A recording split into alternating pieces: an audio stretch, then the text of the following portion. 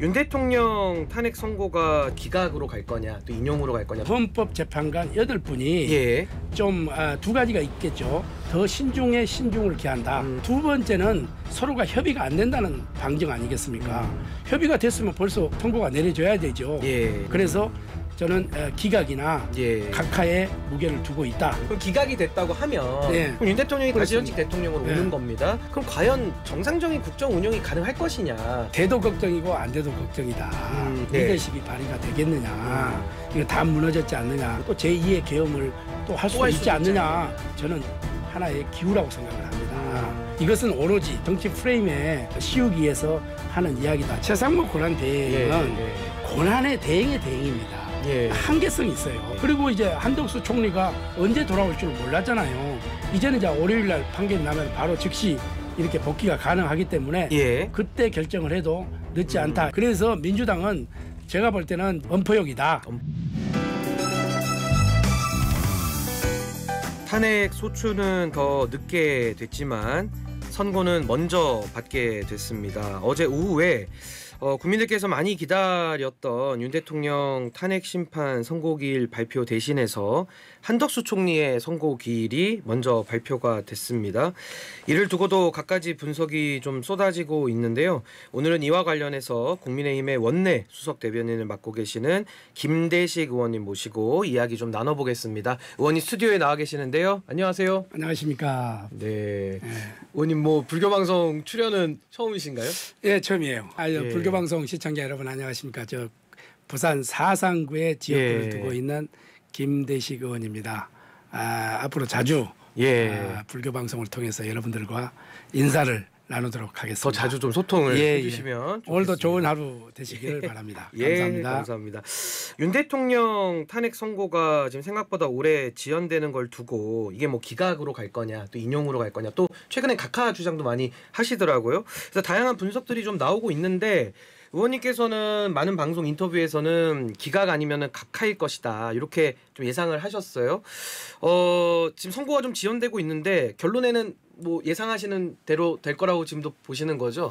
그렇습니다. 저는 이제 그 여당 원내 수석 대변인이고 여당의 국회의원 아닙니까?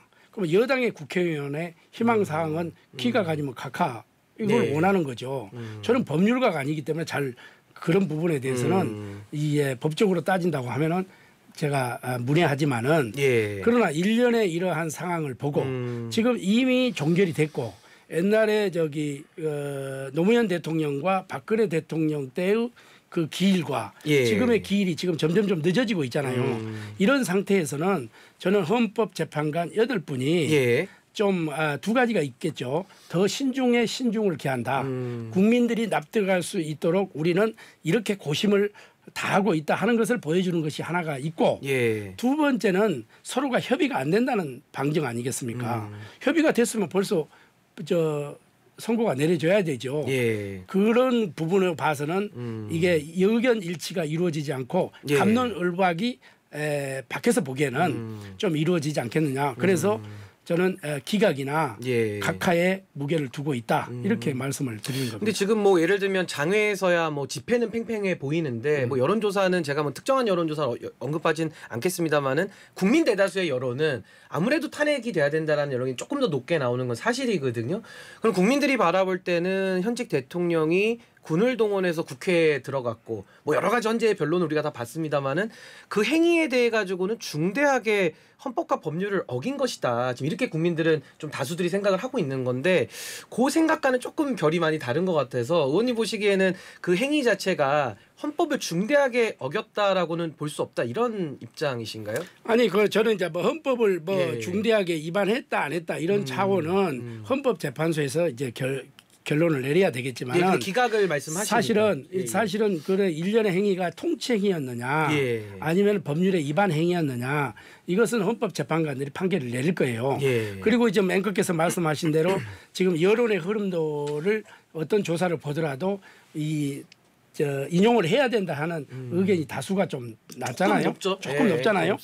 그러나 그것은 어디까지나 국민의 그 흐름도를 보는 거고 또 밖에서 지금 탄핵을 해야 된다 하는 시도 있고 또 인용을 해야 반대를 해야 된다는 또 시위도 있고 예. 여러 가지 국민의 다양한 목소리가 지금 나오고 있잖아요. 예. 그런데 그러한 목소리는 저는 참고될 뿐이지 헌법재판관이 그러한 것으로 판단을 내렸다고 하는 것은 예. 그거는 정치재판소지 헌법재판관이라고 할 수가 없는 겁니다. 예. 오로지 헌법재판소는 법과 원칙에 의하고 양심과 명예를 걸고 우리 국민들이 모두가 예. 헌법재판관은 마지막 우리의 보루다.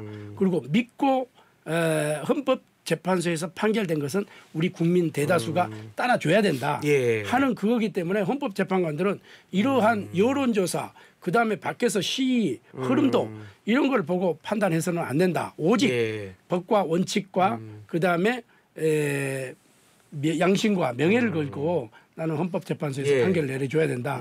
이렇게 보고 있고 저 개인적으로는 네. 지금 이러한 흐름들을 봐서 정부 여당 입장에서는 저는 각하나 기각이 될 될 것이다. 예. 이렇게 예측을 해보는 거죠. 그것도 어디까지나 제 희망 사항이죠. 아, 예, 그렇습니다. 그래서 뭐 견해는 다양하게 좀 주장을 하시는 건데 그러면은 권성동 원내대표도 승복에 대한 메시지를 냈고 그렇습니다. 우리 의원님께서도 당의 뭐 공식 입장을 이제 대변하시는 건 아니지만 대변인으로서는 이 탄핵 심판 헌재 결정에 대해서는 반드시 승복해야 된다. 그렇죠. 그건 이행이 되도록 예. 승복해야 된다. 이 말씀이신 승복을 거예요. 하되 단 예. 헌법재판소에서 정말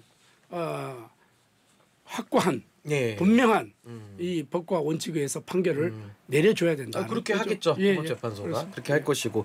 그러면 이제 윤 대통령이 뭐 여론과는 제가 좀 다른 질문을 드려볼게요. 그럼 기각이 됐다고 하면 예. 걱정하시는 부분이 뭐냐면 그럼 윤 대통령이 다시 직에 복귀하지 않습니까? 다시 그렇습니다. 현직 대통령으로 예. 오는 겁니다.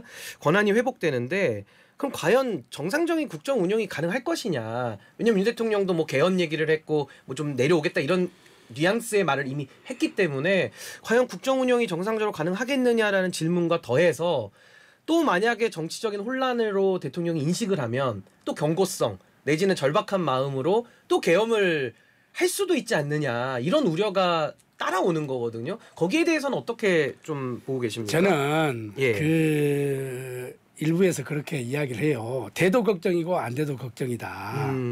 이런 이야기를 하고 과연 윤 대통령이 돌아왔을 경우에 네. 리더십이 발휘가 되겠느냐. 이거 다 무너졌지 않느냐. 예. 이렇게 걱정하는 사람들이 또 있어요. 저한테 이야기하는 예. 사람들도 있고. 그다음에 또 제2의 계엄 이제 절박한 이 상황이 도출되면은 또 제2의 계엄을 또 할 수 있지 않느냐. 예. 이것은 저는 하나의 기우라고 생각을 합니다. 그런 일이 없을 겁니다. 왜 그러냐면은 윤 대통령도 그때 계엄을 했을 때 그 예. 대국민 사과에서 이미 밝혔지 않습니까? 이거는 저는 그런 것은 걱정 안 해도 되고 이것은 오로지 야당이나 일부 진보 세력에서 예. 이제 정치 프레임에 이거를 씌우기 위해서 하는 이야기다. 저는 이렇게 보고 더 이상 그러한 염려는 안 하셔도 된다. 그렇게 한다고 하면 우리 정부 여당이 다 깃발을 들고 반대하고 투쟁할 겁니다. 그럴 일은 없습니다. 그거는 너무 걱정 안 하셔도 되고 예. 다만 이제 윤 대통령이 기각이 돼서 돌아온다. 이러면은 첫 번째 해야 될 일은 우리 국민들이 너무너무 지금 상처가 많이 나 있고 예. 분열이 돼 있고 예. 또 이 양분화가 돼 있지 않습니까? 저는 제일 먼저 해야 할 일이 국민 통합이라고 생각을 합니다. 예. 어떻게든지 국민 통합을 하고 그다음에 여야가 이제 머리를 맞대고 우리 국민들이 정부, 여당, 야당, 국회 모든 기관을 믿고 예. 정말 편안한 삶을 살 수 있는 그런 정책을 펴줘야 되고 요즘 그렇지 않습니까? 왜 정치인들이 우리 국민들을 걱정해야 되는데 우리 국민들이 오히려 거꾸로 정치인들을 걱정해서 되겠습니까? 이거는 예. 잘못된 거 아닙니까? 그래서 이제 윤 대통령은 본인이 밝혔듯이 개헌을 약속했기 때문에 예. 질서 있는 개헌을 통해서 본인이 이 자기가 갈 길을 아마 분명히 제시하리라 이렇게 보고 있습니다. 예. 그리고 오늘이 이제 그 경호처 차장과 본부장에 대한 이제 영장 실질 심사 구속 전 피의자 신문이 있는 날인데 아마 뭐 영장 청구까지도 과정이 너무 좀 어려웠기 때문에 국민들께서 많은 관심을 가지고 계실 것 같습니다. 그와 관련해서 최근에 그 MBC 단독 보도가 좀 나왔는데 김건희 여사가 그 윤석열 대통령이 체포되던 날에 뭐 총 얘기를 하면서 굉장히 좀 과격한 발언을 좀 한 걸로 좀 알려져 있어요. 그래서 이런 내용들이 혹시라도 그 영장 심사 때 좀 반영이 돼서 구속 가능성이 더 높아진다 이런 평가들도 있는데 어떻게 보십니까? 저는요 3번씩이나 지금 기각이 됐지 않습니까? 예. 그리고 경호처 차장은 자기의 본분의 일을 다 한 거예요. 예. 왜 그러냐면은 자기는 경호처 차장은 오로지 지금 통수권자인 이 대통령을 저 경호하고 저 보필할 의무가 예. 있잖아요. 예. 3번씩이나 기각이 된 거를 굳이 4번씩까지 이렇게 해서 청구하는 이유를 모르겠고. 근데 정확하게는 기각은 아니고 이제 예, 불승인을 불승인을 한 청구를 거죠. 안 한 거죠. 그러니까 청구를 안. 예, 예. 그런 거고 예, 예. 또 하나는 김건희 여사가 뭐 저 그 계엄 당시에 뭐 총을 이야기했다. 예. 이거는 확인된 바가 없어요. 지금. 그 영장에는 청구서에 확인된 바 없는데 요거는 이제 음. 수사 과정에서 밝혀지겠죠. 예. 그러나 저는 뭐 요게 확인 안 된 상태에서 제가 여기서 말씀드린다는 것은 좀 적절치 않다. 예. 이렇게 말씀을 드리고 싶네요. 예. 네. 그리고 이제 민주당의 박찬대 원내대표가 최상목 권한대행에 대해서 뭐 탄핵 절차 이런 것들을 이제 검토한다 이제 이런 의견까지는 좀 나왔는데 이 최상목 대행에 대해서는 좀 어떻게 평가를 하십니까? 왜냐하면 일각에서는 뭐 지금 헌법재판소 결정도 이행 안 하고 또 뭐 상설특검도 요청해야 되는데 지체 없이 요청도 안 하고 있고 여러 가지 법안도 거부권을 계속 쓰고 있고 이래서 국민들의 여론이 좋지만은 않거든요. 그러니까 최상목 대행에 대한 평가는 좀 어떻게 하십니까? 최상목 권한 대행은 예. 권한의 대행의 대행입니다. 예. 한계성이 있어요. 한계성이 있어요. 그런데 지금 현재 자기는 자기 나름대로의 또 평생 공직자 생활을 했기 때문에 예. 주위에 많은 또 법조인들도 계실 거고 전문가들도 계실 거 아닙니까? 예. 그분들의 의견을 충분히 들어서 본인이 판단하고 결정하리라고 이렇게 봅니다. 예. 그리고 이제 한덕수 총리가 언제 돌아올 줄은 몰랐잖아요. 이제는 이제 월요일 날 판결이 나면 바로 즉시 이렇게 복귀가 가능하기 때문에 예. 자기로 봐서는 그때 결정을 해도 늦지 않다 이렇게 보는데 민주당이 계속해서 지금 29번째 탄핵을 해가지고 8번의 결과가 나오는데 하나도 지금 인용이 된 거 없이 다 예. 기각이 됐잖아요. 예. 그러면 최상목 대행을 한다 하는 것은 저는 엄포용이라고 생각합니다. 민주당 내에서도 제가 들리는 이야기는 예. 일부 초선 의원들은 탄핵을 해야 된다 하는 거고 또 다선 의원들은 신중을 기해야 된다. 예. 오히려 역풍을 맞을 수 있다.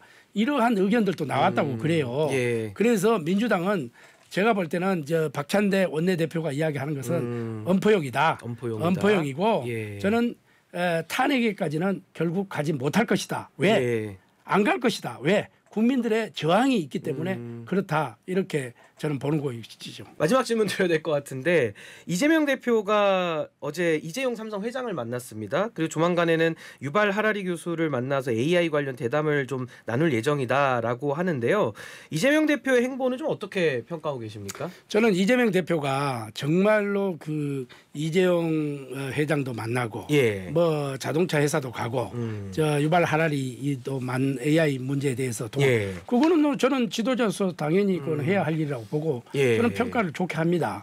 다만 이재명 대표가 정말로 제가 처음에 사용한 용어입니다. 우측 깜빡이를 켰으면은 우회전으로 계속 가달라.